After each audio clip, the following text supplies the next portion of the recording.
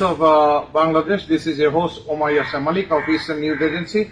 Today we are at a very special location at Khulshi at Imperial House to meet Professor Syed Ahsanul, an eminent political economist, education reformer of Bangladesh, and also an investor banker of Bangladesh. Stay tuned.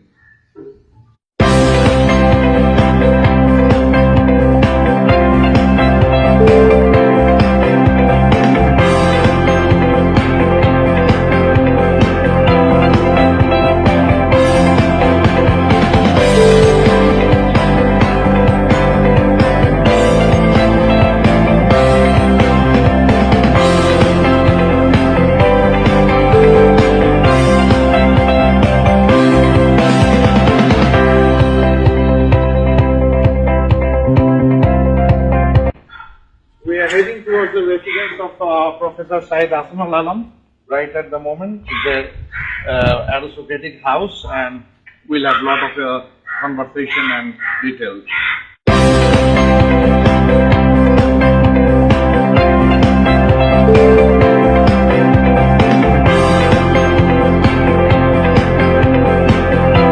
Very special topic today to exchange conversation. And before I introduce the background of our eminent personality, I should say about the topic. Perspective Bangladesh on concurrent pandemic through the eyes of a political economist and reformer of Bangladesh. This is our topic, and here we have our special guest, and he is none other than Professor Syed Ahsanul. How are you, sir, and how is everything? Thank you. Before I start my question to you, I would give viewers a view about your professional structure. Professor Syed Ahsanul is a political economist, education reformer, and an investor banker of Bangladesh. And through his whole career, he has served Bangladesh not only to the national level, but to the international level as well.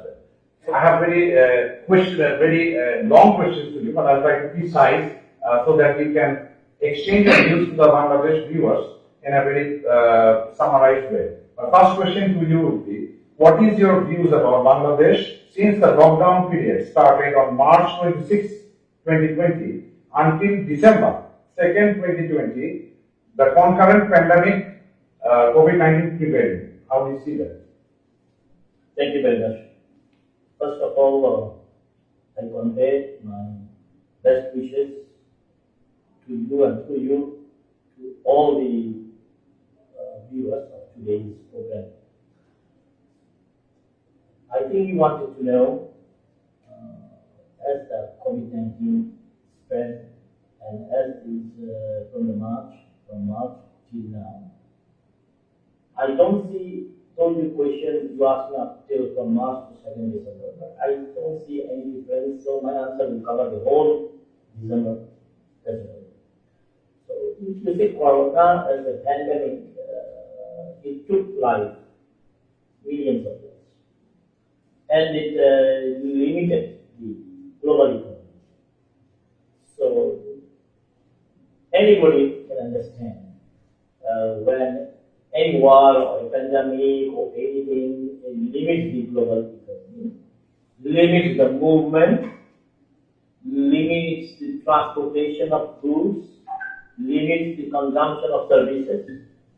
Definitely, decision is something very normal to come after.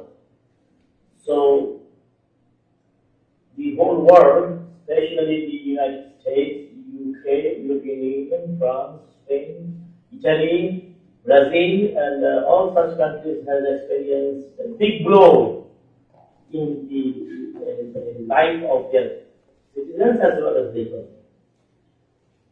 Thank God, created that Bangladesh has a very special type of economy. Though agriculture is still the backbone, and it covers about 32% above employment. So this our economy was not overstretched. What happened is in Bangladesh, one of our major export earnings is from garment sector, and plus minus we were earning 3 billion USD per year. This particular year is expected that about a 1 billion US dollar we will not be able to earn. So 30% of the foreign exchange earning or export earning will be affected only through the garment sector. It is not a straight calculation. It is that first of all, the international buyers they have withhold the orders. Some cancel the orders. Some later on release the orders. So as a whole, the calculation will be something like that. As I said, that 1/3 of income will be jeopardized. So what is going to happen in 2021 is not under your question.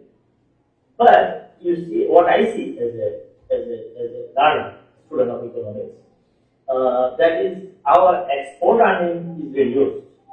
So our import expenses is reduced.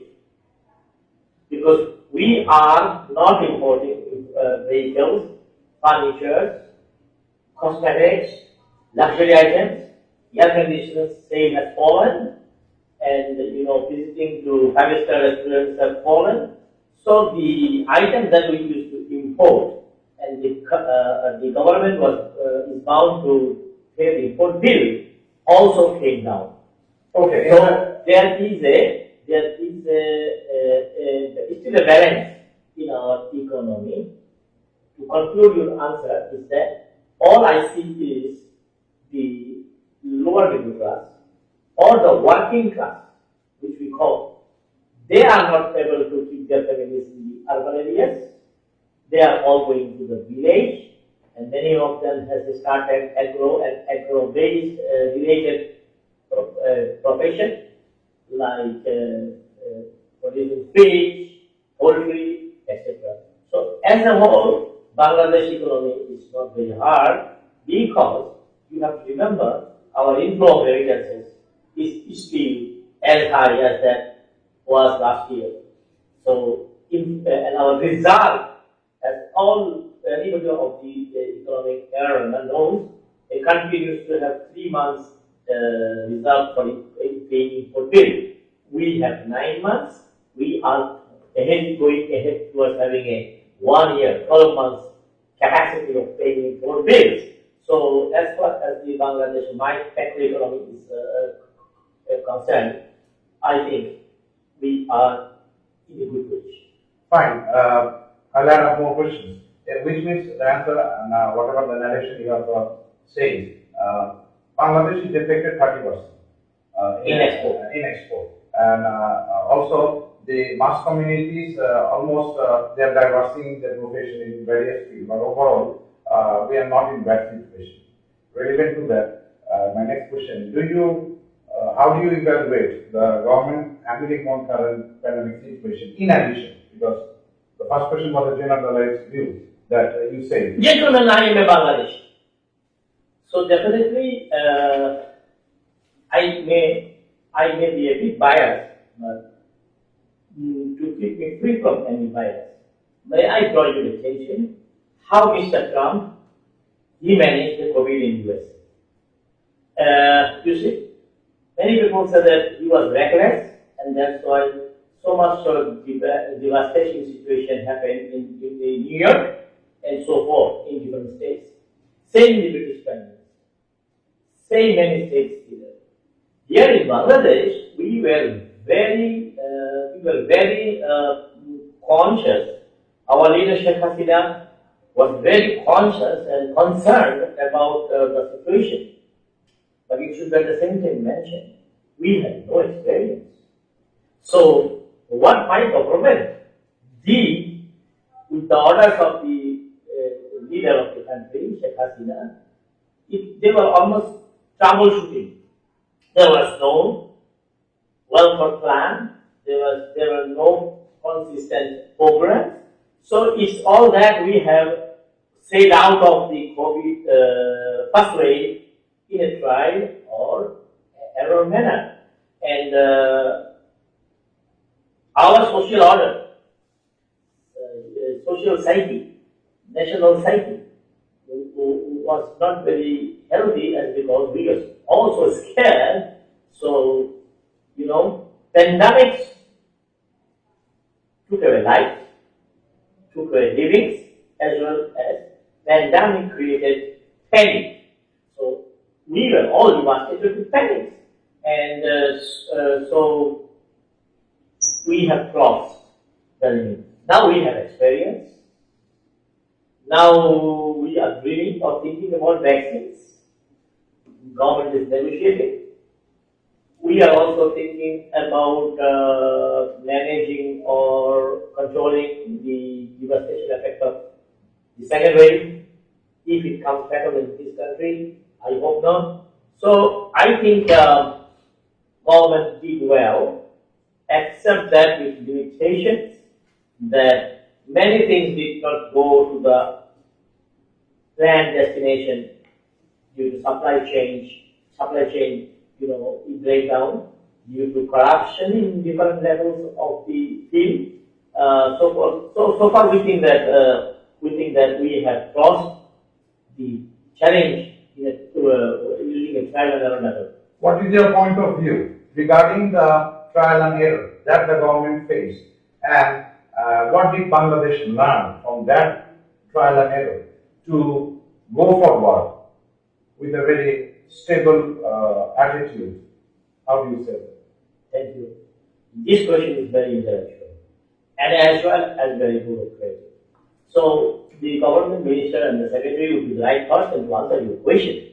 But as a since you are a political economist, the student of economics, what I want to tell you is the truth, hard truth.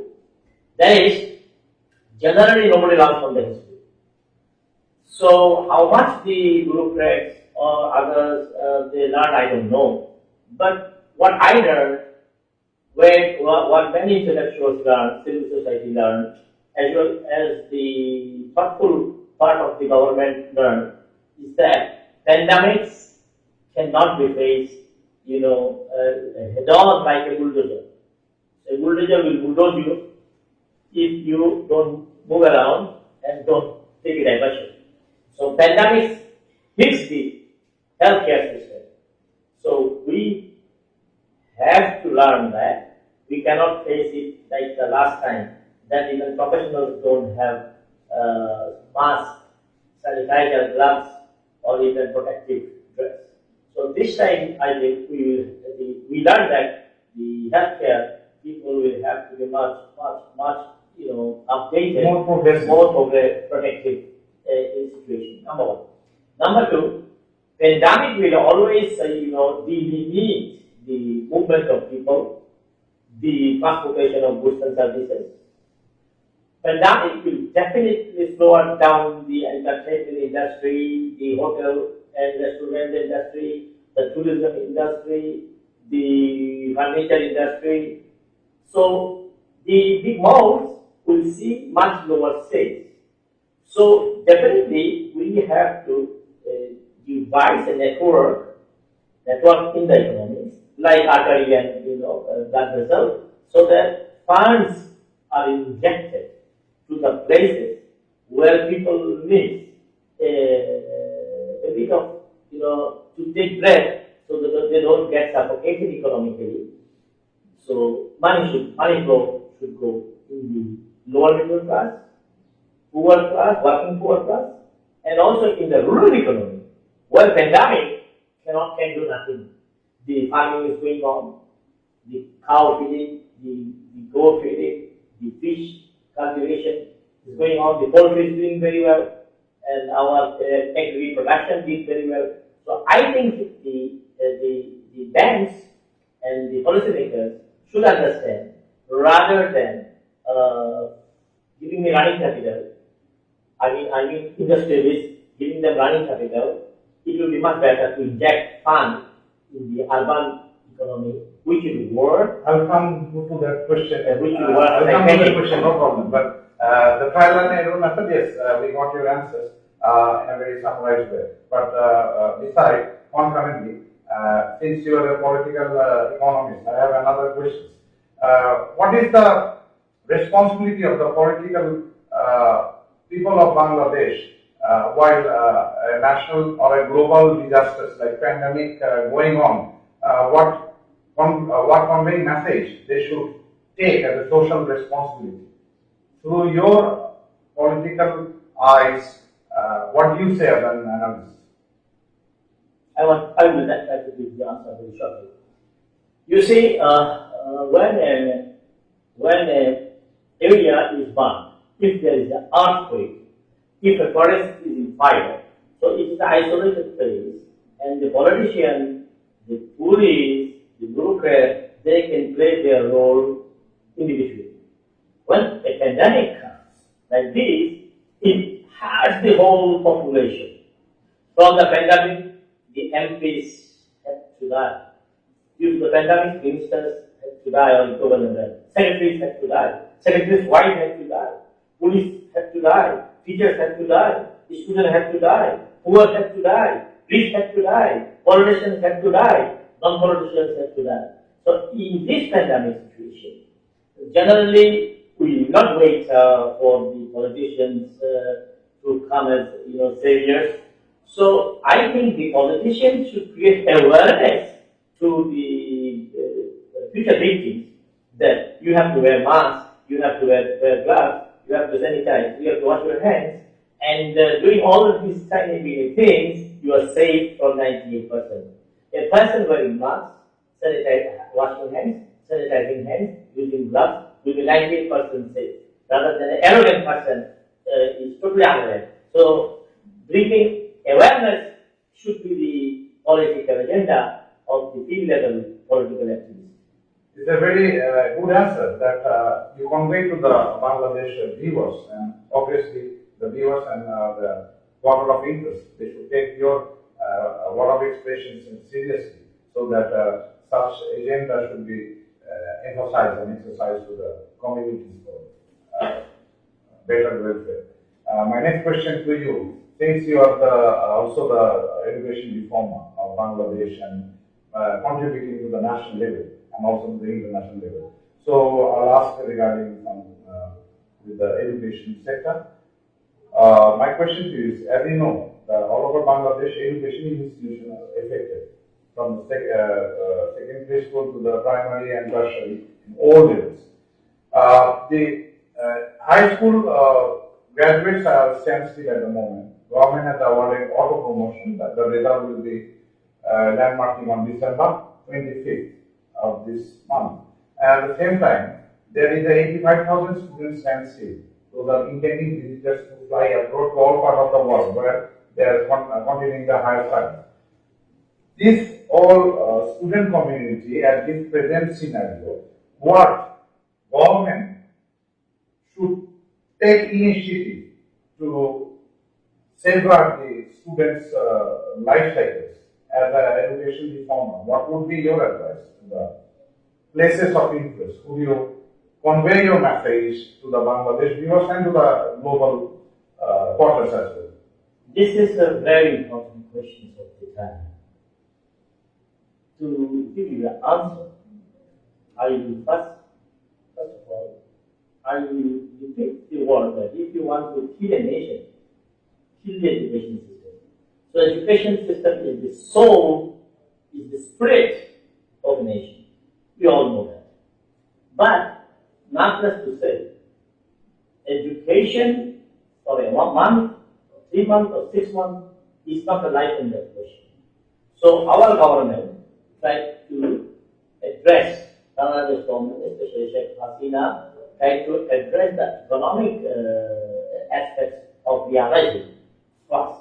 But now it is high time that we realize that a nation on the globe cannot be without education for 1 year, 2 years, or 3 years. So what is the way out? Again, I repeat another Mahir, that is in Bangladesh, the play school, the primary school, the high school, the English school, all are devastated. So private universities are trying to survive with very limited scope of e-learning. That is, they are using Zoom. Teachers are using Zoom to convey a one-way traffic education. That means teachers give a lecture, the students listen, some come forward with comments, questions, some come forward with verbal questions, and after that, it's gone. It's really gone. And so, this is how the private universities are trying to survive. In the school and colleges? It's not Private? yes. Or the government? They're going to survive. As you gave me a question with three very important bullet points. Number one is the importance of education. Number two, the scenario, how the educational institutions are trying to get up. And number three is what we should do about 100,000 students who are stranded because of flight, because of pandemic, because of quarantine clauses and terms and conditions. So they're all stranded. And also the 1.2 million. And also possibly 1.2 million is going to get their highest elementary school certificate end of this year. So what is going to happen with those 1.2 million youths? This is a vital question. And the last part of your question is perhaps the inherent question inside question is there a solution to this? I believe there is a solution. Now I'm coming to the students who are stranded here and who are 1.2 million that will come. So about them, our Minister of Education, I draw attention of our Minister Dipumoni that she should think to send this, to ease the gateway to send these people, students abroad. So for example, if our government negotiates with the other countries, if they can give more subsidy, reduce the tuition fee, scholarships, even easing the quarantine laws. So these few things will minimize the traffic jam of the students at the moment here. For the intending abroad studies. Yes. But that is what we are talking about the section. Maybe 400,000 students will go out, and out of the 1.2 million, and also others who don't want to go.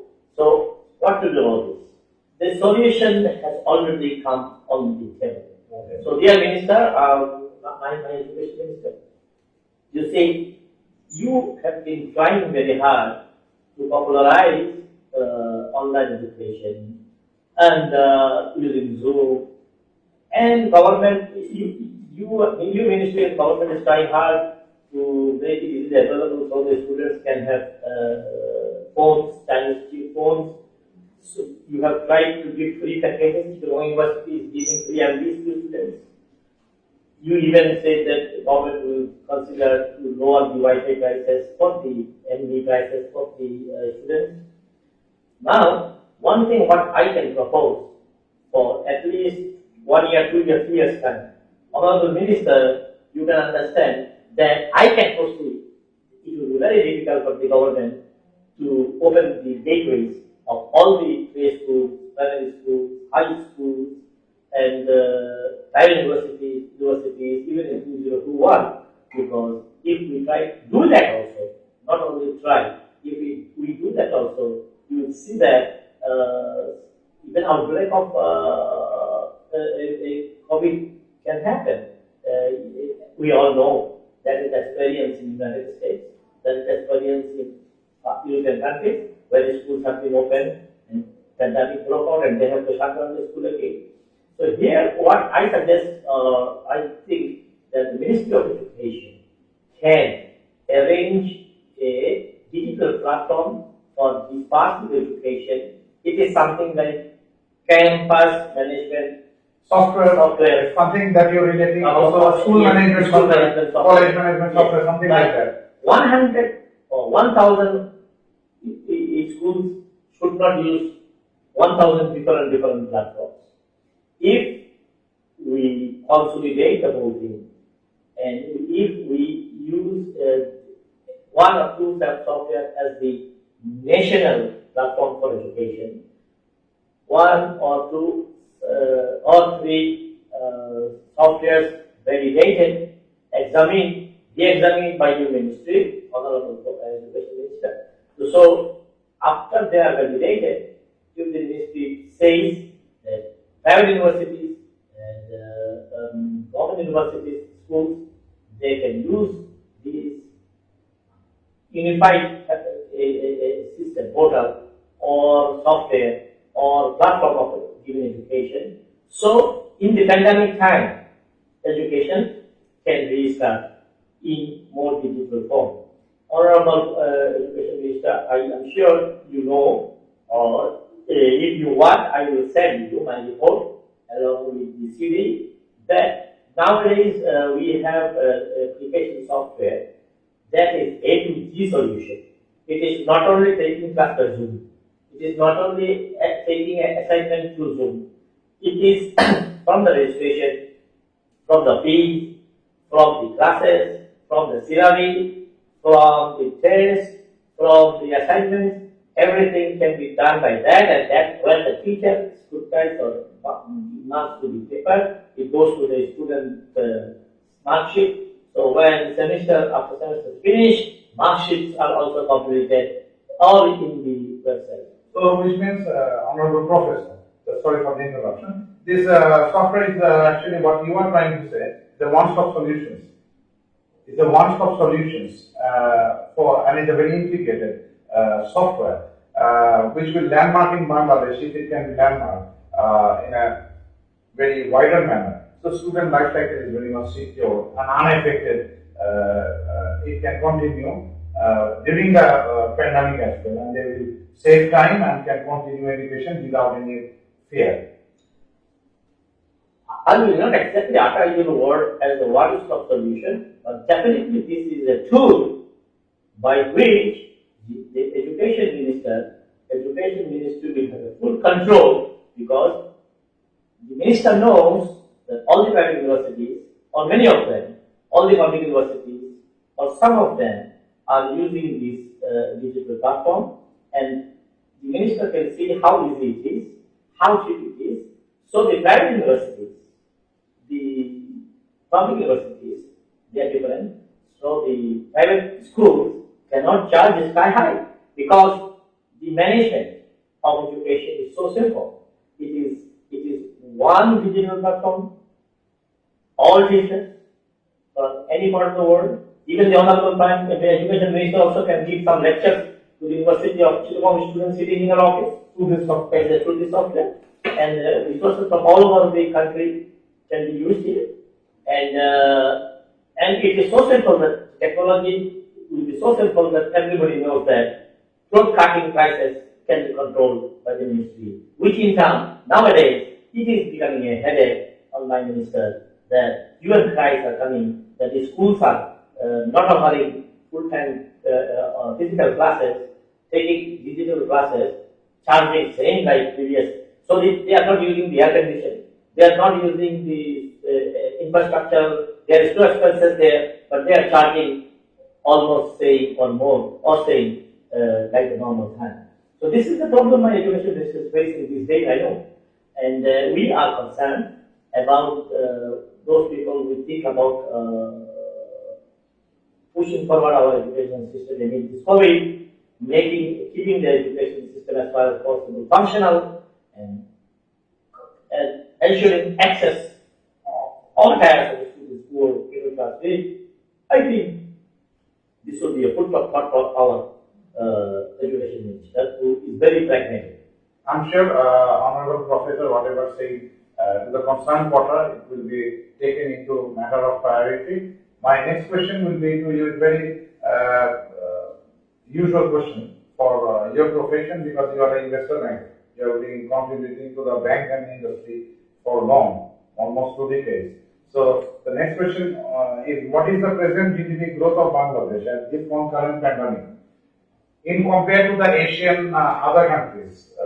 Because in the recent news, there was a news that we are ahead of India in compared to the GDP growth. What is your macroeconomic view?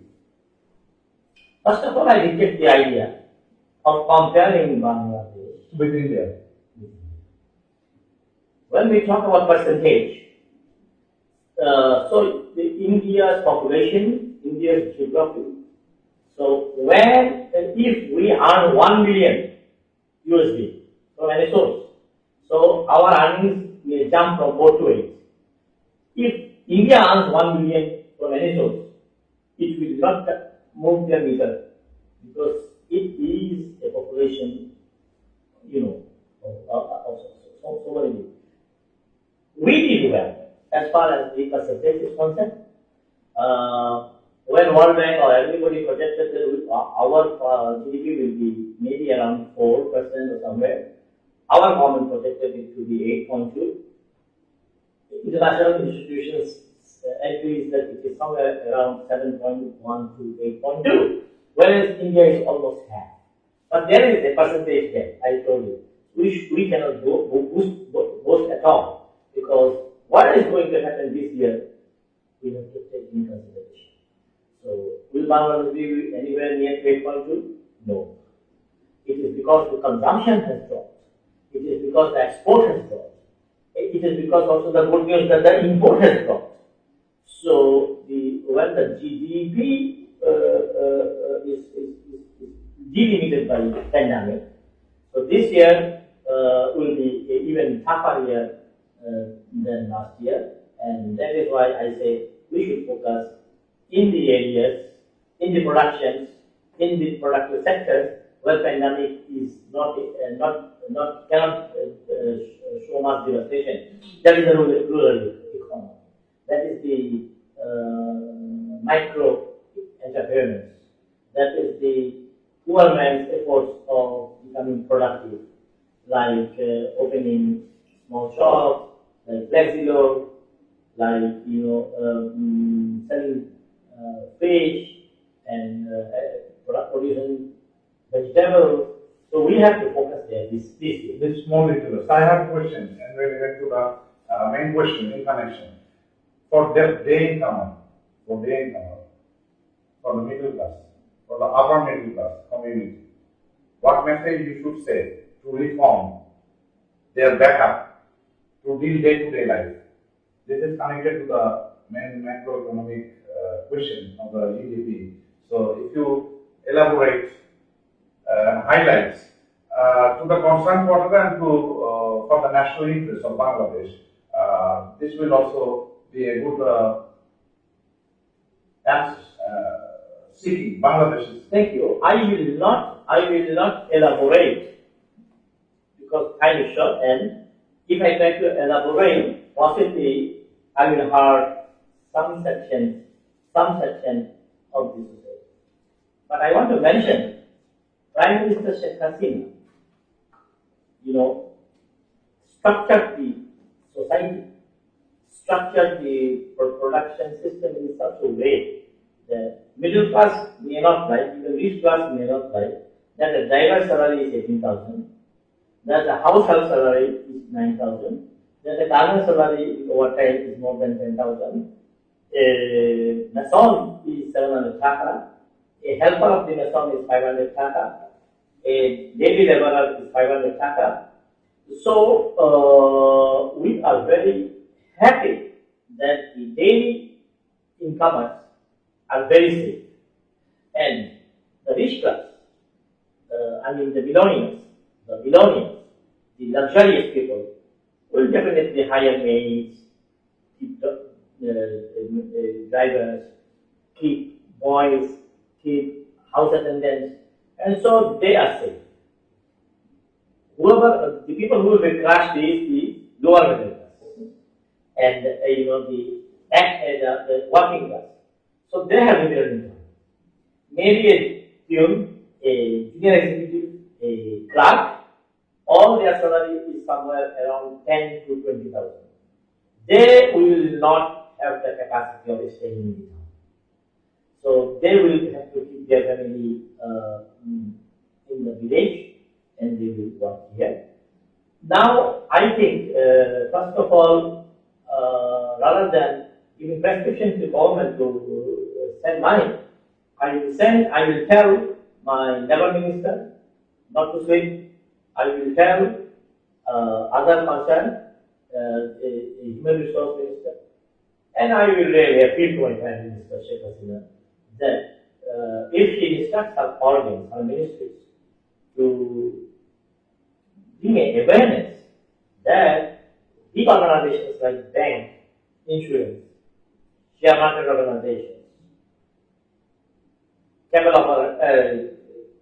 Grameen and such organizations, they should be discouraged to sack employees. They should be discouraged. Signal should go to them. They don't send them. And signal should go to them. You can reduce their salaries, but not up to 50%. So these will really help a few 100,000, even a million private sector employees who are losing jobs, getting their salaries half size. So this is one way. And the other way is to see that more employments are generated in this pandemic period. And that employment generated is self-employment generation. Say a bank can give a loan to a lady who wants to do boutique or a small entrepreneurship by only seeing her turnover in the account. This matter I will come to you in my last phase of the question because we are running short of time and we will continue with you with more topic in the upcoming. At this moment, I will take a little break and will shortly come. Viewers, we are taking a break and we'll shortly come back with our leading professor here and we'll discuss and conclude and try to find out a solution. Thank you once again. What is your present views regarding the private banks of Bangladesh and other institutions? What role they should play for the mass community? Let's walk in a beautiful place. That's a very strategic thing you ask. Look, in general, or as a whole, everybody knows our banks are having different experiences. Like our NPL, non-performing loan ratio is very high. Many loan borrowers have the tendency of not paying back to banks. But as a whole, now in the pandemic, as far as this, I'm not giving analysis on banks, I'm giving analysis on the impact of pandemic on banks and what banks can do. So, nowadays the banks say that they have good liquidity. There is no liquidity crisis.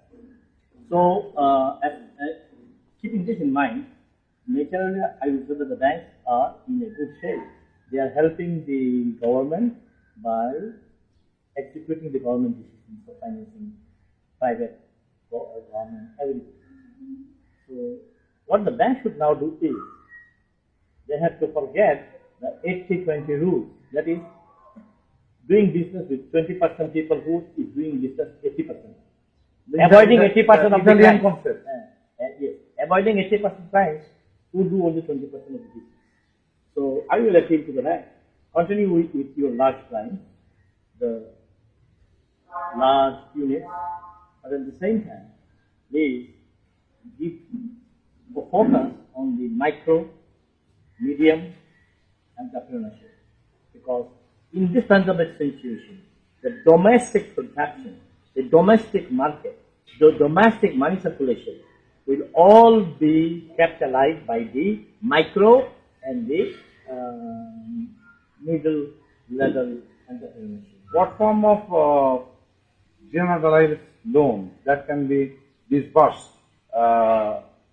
And will that be an unsecured loan or a secured loan? Safeguard the bank interest. Well, the Prime Minister Sheikh Hasina has come forward with a historical proposition. The bank must accept that. That is, some sort of insurance is being arranged by the government that this bank will give loans in the rural areas, like people who are cultivating fish in their ponds in the east, people who are growing black Bengal goats, maybe the chickens, I'm talking about poultry, and who are making amshatto from mangoes and all such things, they should be given loan 2 lakhs, 5 lakhs, 10 lakhs, depending on the turnover of their account already, and also giving them mortgage, giving them a loan without mortgage by third-party guarantee. And that is the insurance protection And scheme. also there is insurance protection. So the bank should come forward there. We expect that loan amount from 2 to 10 lakhs, usually they don't default, because they are very afraid to be caught by the law. I mean, when the checks bounce, they will be taken to be arrested, taken to the court, they will be sent to the jail. So nobody wants to go to jail for 2 lakhs, or 3 lakhs, or 5 lakhs, or 10 lakhs. So that this type of money is, guaranteed. But there is a big but. Maybe 20% of the money will not come back. So if the 20% of the money do not come back, it will be covered by the insurance. And we as economic students, we will think that that 20% has gone for the increasing the production of fish, production of chicken, production of goats, production of proteins, production of vegetables. So that has gone, that 20% loss, sunk, money if at all, has gone in productive sector. And we should really improve the economy and increase the GDP. So private banks should think these things very seriously. Since Bangladesh, according to your view, will be leading prospective and progressive. Anyway, we are coming short of time, and my last question from the whole interview: how do you see Bangladesh politics today before the global platform? What rate and what standard the politics is emphasizing by the politicians, according to a political analysis? What is your view? Could you share to the viewers? First of all, I want to say that I understand. That is, I want to say I understand politics less than economics. But still, I would say what I say to you. You see, when I came out here, now I have a little bit tinted glass, and I am seeing everything with a tinted glass. If I put on a green glass, I will see everything green. If I put a red glass, I will see everything red. So, when anybody asks about politics and politics, I see things in a different way. Is the politics pro people, or is the politics against the people? So, I don't care if party A is in power, party B is in power. So, if A and B both is against the people, so I don't want, I don't waste my time thinking about the politics. And that democracy I don't want, where the budget is in favor of the rich, and where the gap between the rich and poor is increasing. So people want a politics. Well, politics will be in favor of the people. Politics in favor of the poor people. Politics in favor of the owners of the nation, of the citizens. So I think still by and large, our politics is in favor of the rich, in favor of the political powerful, in favor of people like us who can quoted. So we are waiting for that day to come where politics will become day by day.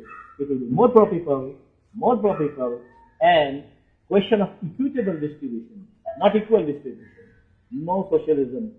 So we are talking about enlightened capitalism. We advocate for welfare capitalism.